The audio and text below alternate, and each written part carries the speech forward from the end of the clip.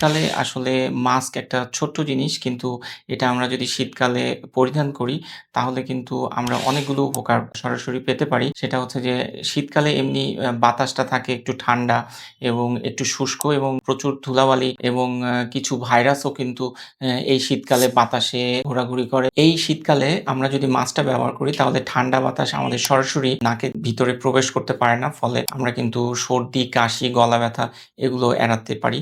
এবং এই শীতকালে যদি মাস্কটা ব্যবহার করি তাহলে সরাসরি কিন্তু ধুলাবালিগুলো আমাদের নাকে ঢুকতে পারে না এবং আমরা কিন্তু দেখা যাচ্ছে যাদের অ্যাজমা আছে, যাদের COPD প্রবলেম আছে তাদেরও কিন্তু এই ধুলাবালিগুলো সরাসরি না ঢুকতে পারলে তাদের যে শ্বাসকষ্টের কষ্ট এগুলো কিন্তু অনেকটা কমে আসে এবং দেখা যাচ্ছে যে মাস্ক পরলে ঠান্ডা বাতাসটা সরাসরি যেহেতু যেতে পারছে না, এই ঠান্ডা বাতাসই কিন্তু যাদের হাঁপানির সমস্যা আছে তাদের শ্বাসনালীকে আরো সরু করে দেয় যেটাকে ব্রঙ্কোস্পাজম বলে। এর ফলে অ্যাজমার রোগীগুলোও কিন্তু অনেক কষ্ট পায়। তো মাস্ক পরলে কিন্তু সেই কষ্ট থেকে তাকে লাঘব করে দেয়া সম্ভব।